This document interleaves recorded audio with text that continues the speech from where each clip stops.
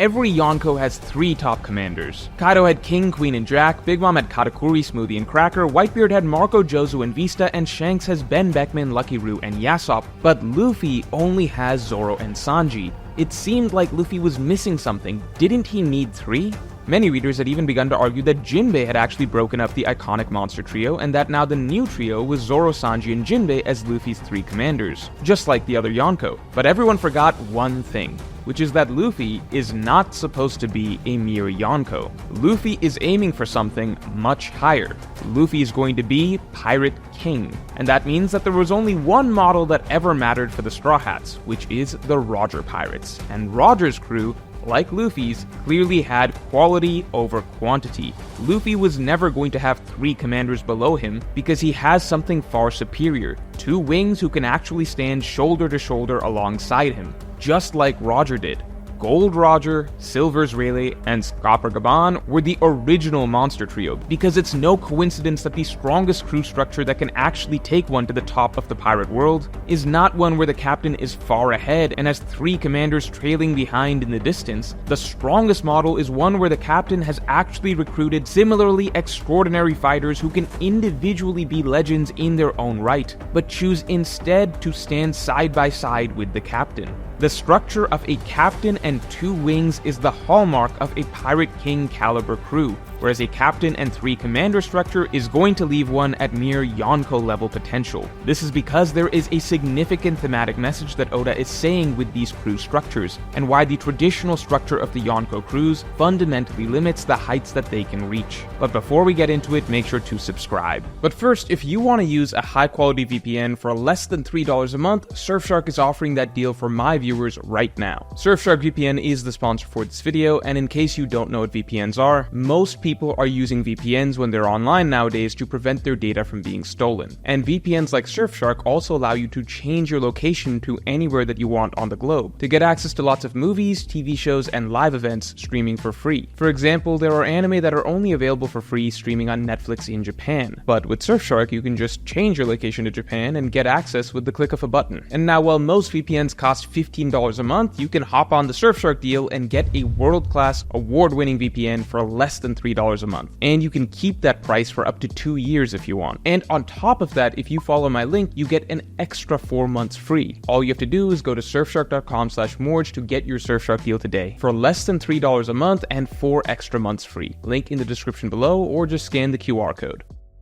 So to begin with, one thing that was always clear was that Rayleigh, Roger's first mate, was far stronger than all of the Yonko first mates today. It isn't even a remotely close comparison. While characters like Marco, King, and Katakuri are certainly impressive, Rayleigh is literally a living legend. He's apparently someone so infamous that everyone has heard his name, and even Straw Hats from East Blue considered him to be a legend. Outside of Whitebeard, even the Yonko themselves are not as legendary as Rayleigh, as generally most of the Straw Hats did not know the names of any of the other Yonko until they learned about them much later in their adventures, whereas apparently everyone from every corner of the globe knows of Rayleigh's greatness. So forget being compared to Yonko first mates, Rayleigh's legend literally surpasses that of the Yonko themselves. Completely understandable considering the heights that Luffy's own right hand is chasing. Even many of the strongest characters revere Rayleigh's strength as legendary. Garp literally puts Rayleigh in the same category as Whitebeard himself. Blackbeard, even as a Yonko, was absolutely terrified of having to fight Rayleigh and backed down simply based on Rayleigh's reputation, despite Blackbeard having no fear of characters like Marco and Law. We even saw that an extremely old Rayleigh who hadn't even used a sword in years was still able to hold back an admiral, essentially establishing that even far past his prime, Rayleigh is still capable of matching and surpassing the best feats of first mates in their prime today. So all of this Rayleigh hype aside, the big question is, why is this? Roger and Whitebeard were equals, but when it comes to their first mates, there is an absolutely gigantic gap. And that applies to all Yonko first mates. In general, Rayleigh's status and reputation actually seems to be a lot closer to his captains than any other Yonko's first mates' status and notoriety seems to be to their respective captains. Well, it actually makes a lot of sense when you consider Whitebeard's philosophy when it came to structuring his crew. See, Whitebeard had a similar extraordinary figure that he could have chosen as his right hand in Odin. Right off the bat from their very first meeting, we saw that Odin was genuinely a monster similar to Whitebeard himself. Oden went on to become a legend in his own right, with news of his strength even reaching Roger. Oden later on taking Kaido solo, and Oden's reputation being known by the strongest marines even 20 years after his death. Oden is the kind of man who goes far beyond what a first mate would traditionally be. A man who would be a legend in his own right, much like Rayleigh was established to be. But the difference between Roger and Whitebeard is that Whitebeard specifically did not want men like that in his crew.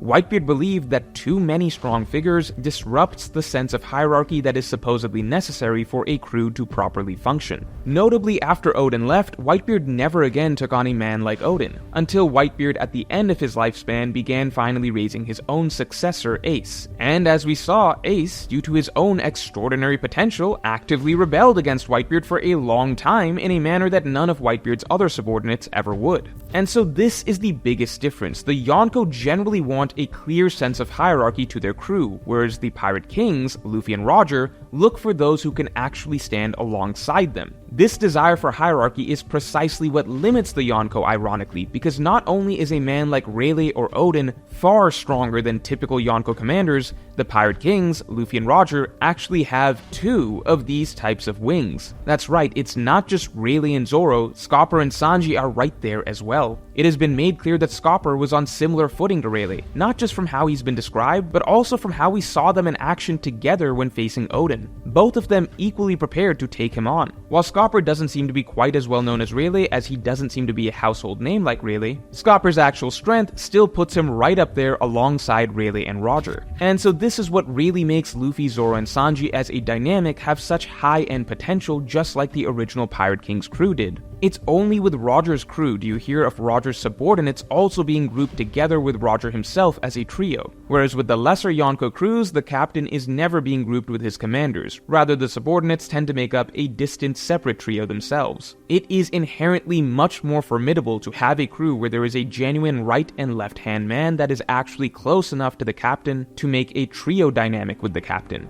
I also believe that as we got further in the story, readers began to believe that there was supposed to be a larger gap between Zoro and Sanji and their captain than actually exists, simply because readers saw the gaps between other Yonko and their subordinates, completely forgetting that the monster trio dynamic does not have to mirror the dynamic of other groups. In fact, it is precisely because Zoro and Sanji are so much stronger than a traditional number 2 or number 3 would be, that the Straw Hats have the capacity to surpass all other crews. Readers often conflate the fact that Luffy's opponents are always significantly stronger than Zoro and Sanji's opponents with the notion that Luffy himself is far ahead of Zoro and Sanji, while ignoring the key point that Zoro and Sanji also always defeat their opponents far easier than Luffy does. For instance, yes, Lucci was far stronger than Kaku and Jaibura. However, Zoro one-shotted Kaku as soon as Zoro used his power-up Ashura, and Sanji two-shotted Jaibura as soon as Sanji used his power-up Diablo Jambe. Meaning Zoro and Sanji, post-power-ups, are also far stronger than Kaku and Jaibura. If you really want to compare their performance to Luffy, you could easily flip the conversation and talk about Luffy versus Blueno. Blueno is far weaker than Kaku and Jaibura, and yet Gear 2nd Luffy took notably much longer to defeat Blueno than Ashura Zoro did with Kaku or Diablo Jambi Sanji did with Jaibura. On top of this, Luffy also did about the same in his base form against Blueno as Zoro and Sanji did in their base forms against Kaku and Jaibura respectively. Again, despite Kaku and Jaibura being far stronger than Blueno. So at literally no point in Enies Lobby is Oda ever really implying that Luffy is now magically far ahead of Zoro and Sanji. Luffy got a more extended showcase of his power-up because he got to fight the final boss, because that's always Luffy's role, but Oda also showed us that Zoro and Sanji, post their respective power-ups, are far stronger than the number 2 and number 3 of the enemy group. Because, ultimately, Zoro and Sanji are not supposed to be that far behind Luffy. They are not traditional subordinates. This dynamic was further supported by their extremely similar performances against the Pacifista.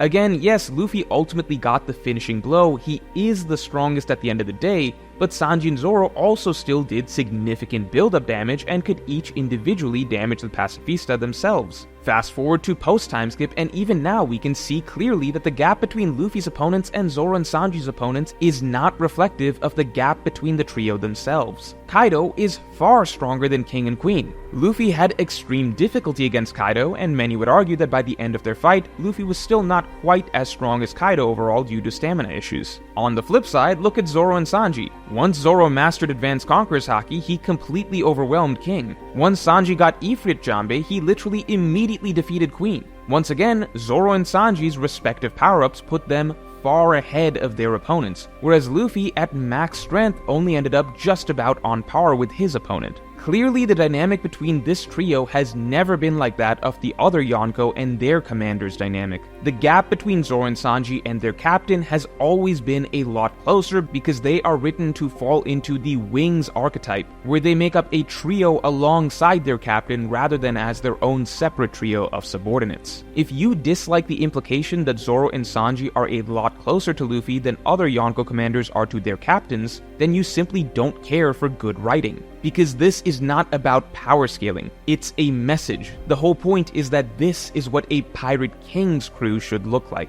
Not just one legend and a bunch of followers. The Pirate King is legendary because he is able to bring other similarly legendary figures to his cause to help him. Figures like Luffy and Roger are genuinely able to make others with extraordinary potential such as Zoro, Rayleigh, Sanji, Scopper, Odin, and so on want to work under them. But first, it's the month of love, and we have the most romantic islands in One Piece available for you this February. This month, you can visit the Island of Women, or maybe Kamabaka Kingdom is more your speed, or the Nation of Romance Dressrosa, or the Island of Gorgeous Sakura Petals Drum Kingdom. Each poster is printed on matte paper, hand-cut by the artist himself, and you can get all four together for 50% off each poster.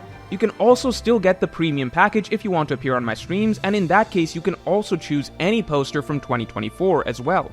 So if you want Dressrosa, Amazon Lily, Drum Kingdom, and Kamabaka Kingdom for your walls, just hit the link in the description below. All posters from 2024 will also be available in the complete original set bundle. And here's the most important thing, Luffy and Roger also have the personality to want to work with similarly extraordinary people. While Whitebeard was great enough to make even someone like Odin want to work under him, that dynamic ultimately was not preferable to someone like Whitebeard. Whitebeard simply made an exception for the time. Ordinarily, Whitebeard's right hand would be someone like Marco, who, while very strong, is no legend. And why is that? Why is Whitebeard's crew like this? Why are all Yonko crews like this? Well, here is the thematic brilliance of Oda's structuring of all the great crews, because everything takes place on a spectrum, and there's an important point being made regarding which crew structures have the most success. The rule is, the more authoritarian and hierarchical a Yonko crew's structure is, the larger the gap in strength will be between the captain and his top subordinates. On the far end of the spectrum, we have Yonko crews that have a very official structure, like the Beast Pirates, the Big Mom Pirates, and the Whitebeard Pirates. These crews have official ranks and titles such as Suite Commanders, Ministers, Knights, Rooks, Bishops, and so on, or Calamities, Tobiropo, Headliners, and so on. Or Whitebeard's 16 division commanders. All of these crews tend to function like very structured militia. All of them treat the captain as a military general in a sense and obey direct orders. And in all of them, there is a notable gap between the commanders and the boss, the Yonko. However, if we slide a little further down the spectrum, we have our first Yonko crew that is a little more informal. Yes, Shanks has officers technically, but the way they function seems to be a lot more loose and casual, and their dynamic with Shanks seems to be a lot bolder, with them often taking initiative themselves on what the crew should do, and in some ways treating their captain as an equal comrade. And notably, this is the Yonko crew that boasts the most renowned subordinates. Ben Beckman, Lucky Roo, and Yasop were specifically noted as being particularly strong even by the standards of a Yonko crew. However, they do still ultimately treat and refer to Shanks as the boss, so there is still a degree of formality and hierarchy. But then you slide a little further down the spectrum, and now you have Luffy and Roger's crew dynamics. From everything we've seen, the Straw Hats and the Roger Pirates are extremely loose and informal in terms of their hierarchy. In fact, any real sense of hierarchy is practically non-existent on a day-to-day basis. The crew will happily fight with and even literally physically assault their captain whenever they feel like. And it seems like only in truly serious situations does the captain pull rank and give orders. And so it's in these crews that we see the strongest subordinates, who are far closer in strength to their leader than is the norm in the other crews. These crews have two legitimate wings for the captain rather than far inferior henchmen. So do you see the trend? The more authoritarian the crew, the greater the gap in strength between the leader and the subordinates. However, the more freedom and equality the captain allows on their ship, the more room there is for subordinates that are closer to the captain in strength. It makes sense, as Oda's messaging has always been that the truly strong are unlikely to subjugate themselves to another. Someone like Zoro would never allow himself to be commanded day to day by someone else. But in a crew that is more free flow, where a captain generally does not impose authority, a strong individual would feel less repressed serving another, as the ability to exercise independence and even directly challenge the captain's way of thinking is clearly a requirement for extraordinary individuals. However, even if day-to-day Luffy and Roger are completely relaxed with their crews, Luffy and Roger still enforce their authority and firmly pull their weight as captain when needed. And that part is still important, as Oda is most certainly not saying that crews should never have hierarchy, because on the far end of the spectrum we then have the Rocks pirates. Rocks had by far the strongest subordinates ever, commanding Whitebeard, Kaido, Big Mom, Shiki, and numerous other legends. It required the combined forces of the Roger pirates and Garp and likely the God's Knights to defeat them.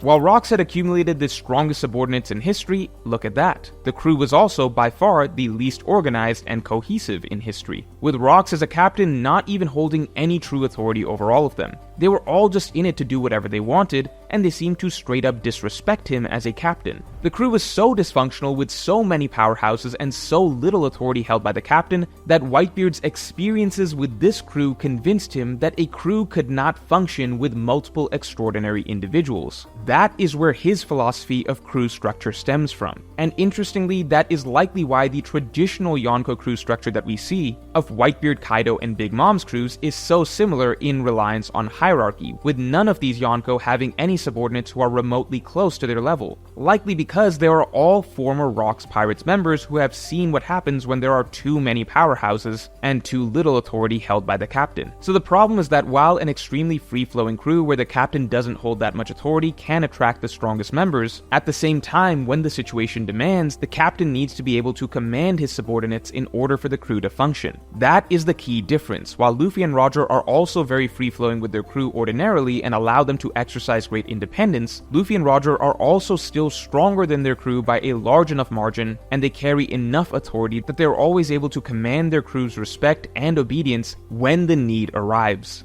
So essentially, the more firm the hierarchy and structure, the more authority one chooses to display as a captain, the weaker the subordinates you will have. While the more freedom you allow as a captain, the stronger subordinates you can have. But then the catch is that you can't go too far to that extreme because you still ultimately need to be able to command your crew. Because Rocks is technically not even the furthest end of the spectrum, Buggy is. Cross Guild is the only Yonko crew where it's a literal alliance of equals, and so Buggy actually crosses over the threshold where even though he is technically captain in name, his quote-unquote subordinates are actually straight up far stronger than him, and Buggy has zero ability to command them. So the message here is balance. The Straw Hats and the Roger Pirates aren't as hierarchical and rigid as the Yonko. Luffy and Roger encourage more freedom and independence, and that's precisely why they're able to have such strong wings at their side rather than commanders who are far below them. But at the same time, Luffy and Roger can still act as firm captains at the end of the day, who do enforce authority and command their subordinates when needed. Unlike Rocks, who acquired the strongest subordinates imaginable with a completely free-flow crew structure, but in doing so he also lost the ability to command them. There needs to be some gap between the leader and the rest, both in terms of strength and authority, in order to maintain the integrity of the crew. The Straw Hats and the Roger Pirates are the ultimate model for what a truly ideal crew structure is that can reach the level of Pirate King. The ideal middle ground between authoritarian leadership and absolute freedom, wherein they can draw similarly extraordinary individuals to their side as the ultimate subordinates, while still maintaining their position as the clear number one that must be followed. So let me know in the comments below what you think of the two-wing structure, and if you enjoyed this video then definitely like and subscribe, and if you want to get my extended thoughts on the most notable Rayleigh feat that actually suggests that he could have had Pirate King potential himself, you can get my extended thoughts by supporting me on Patreon, link in the description below. And make sure to get your amazing deal for Surfshark VPN for less than $3 a day and an extra 4 months free at surfshark.com/morge. Link in the description below, or just hit the QR code.